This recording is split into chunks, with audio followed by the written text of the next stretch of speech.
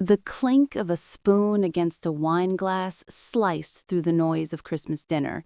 I was mid-bite, chewing a piece of dry turkey, when my mom stood up at the head of the table. She smiled the way she always did when she wanted the room to revolve around her. "Everyone, can I have a second?" she said brightly. Conversation stopped. Forks paused midair.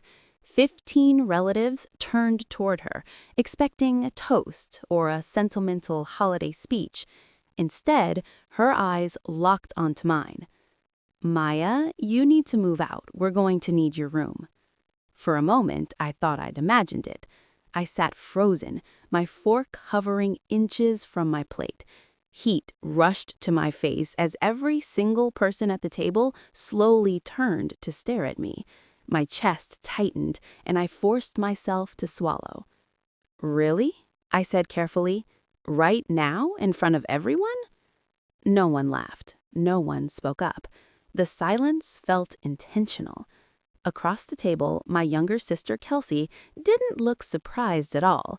She smirked, raised her glass, and took a slow sip, like she'd been waiting for this moment all night. "My name is Maya Collins. I'm 25 years old, and until that Christmas dinner, I genuinely believed I was doing everything right.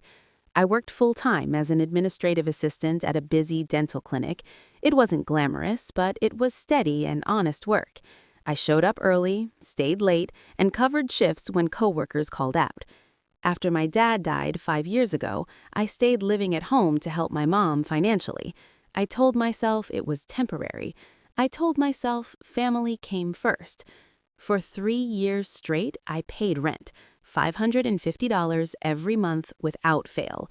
No lease, no written agreement, just Venmo payments marked rent or utilities.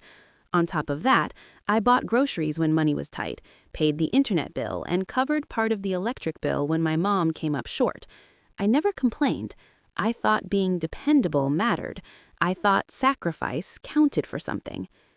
Kelsey was different. She was 22, still in college, and constantly finding herself. She'd changed majors twice, taken a semester off, and never held a job longer than a summer. My mom called her creative, emotional, a free spirit. I was called serious, practical, boring. I didn't resent my sister. I just assumed there was room for both of us. I was wrong. After the announcement, awkward chatter slowly returned to the table. Someone laughed too loudly, someone else commented on dessert. No one asked if I was okay. I quietly pushed my chair back and followed my mom into the kitchen. "What was that?" I whispered, my hands shaking. "You couldn't talk to me privately." She opened the dishwasher and started loading plates like nothing had happened. "Kelsey's boyfriend is moving in," she said casually. "They need more space." My stomach dropped. "So you're kicking me out?" "You're an adult," she replied flatly. "Most people your age don't live with their parents." "I pay rent. I help with bills. I help keep this house running." She waved her hand dismissively. "That barely covers anything. Kelsey needs support right now." "Support for what? Her boyfriend doesn't even have a job." "Don't be judgmental," she snapped. "He's going through a rough patch." "How long do I have?" She hesitated, then shrugged. 2 weeks, after New Year's." I stared at her in disbelief. "You're choosing a guy she's known for 6 months over your own daughter?" Her face hardened. "If you're going to be ungrateful, you can leave sooner." That's when Kelsey walked in, leaning against the counter with her arms crossed. "It's honestly embarrassing you're still here. This was bound to happen." That's when I noticed the paint swatches spread across the counter. Color samples.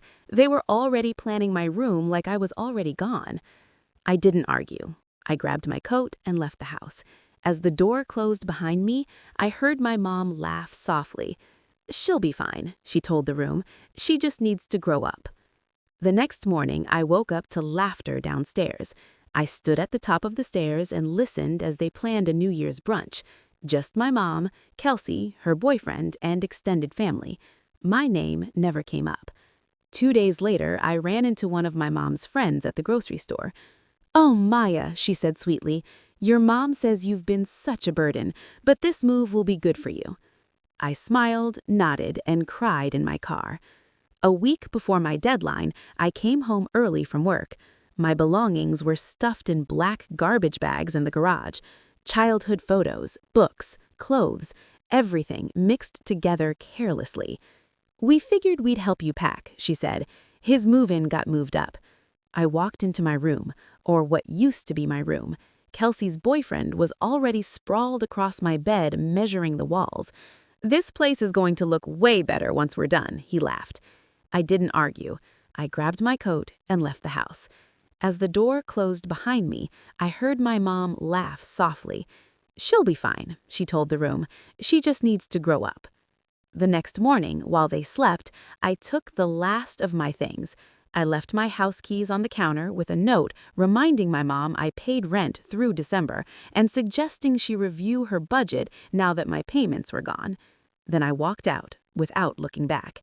The family group chat exploded hours later. Accusations, guilt trips, angry messages. I sent one reply. "You didn't lose a daughter. You lost control." Then I muted the chat. 2 weeks later, I sat alone in my quiet apartment. Sunlight streamed through the window. Coffee warmed my hands. For the first time in years, there was no tension, no comparison, no walking on eggshells. They gave me an ultimatum. I gave myself peace. And that was the moment I finally chose myself. In the weeks that followed, the silence from my family was louder than any argument we ever had. Days passed without a single call from my mom. No apology, no check-in, just quiet, as if erasing me was easier than admitting what they had done. At first, the silence hurt more than the eviction. I kept checking my phone, half expecting her name to appear, half dreading it. I unpacked slowly.